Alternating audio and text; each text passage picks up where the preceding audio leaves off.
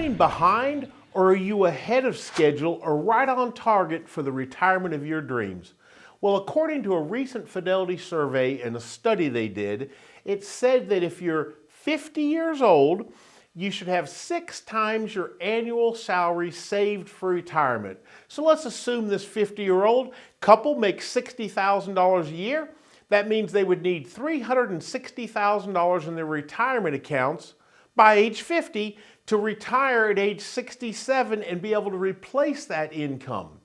Well, hold on a minute. I think there's so much more that needs to go into this than just a simple number to say, oh, yeah, I've got 360 in my 401, I'm doing fine. Because first off, who wants to be average when it comes to life? I mean, think about what average is. Average is being the very best, worst guy there is. Or you're the worst, best guy. How about going home and telling your wife, they just voted me at the company, of all the top performers, I was the worst. That's average. Or you go home and say, honey, they just took a look at all the worst performers and I was the best of the worst performers they had. Who wants to be that? Well, that's exactly what average is. I think there's so much more, having helped people retire successfully for so many years, that goes into it than just a number. So let's talk about this.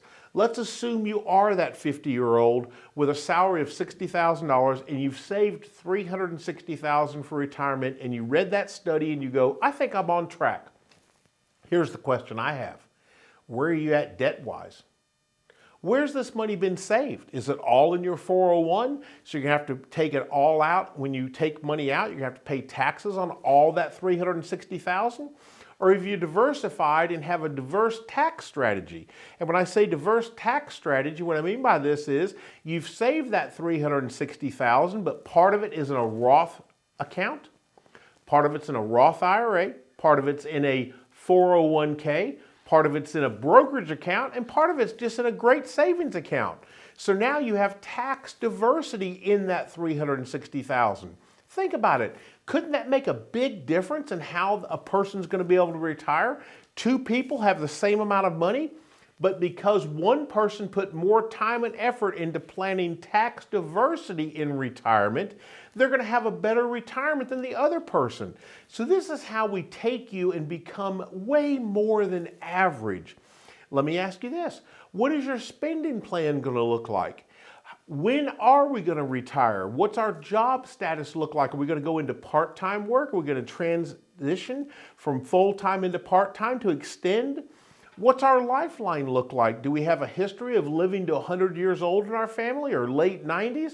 Or does everybody die really young and I'm going to plan for a little shorter retirement? All these questions have to be answered so that you don't end up with this typical average type of retirement, and instead can have what I like to refer to as a living large retirement. And it can happen, but you're not going to do it by just being status quo. This is where you have to work with the right type of planning firm and really put some time into planning the lifestyle that you want to have when you get to that all-important time that you decide to step away from the workforce.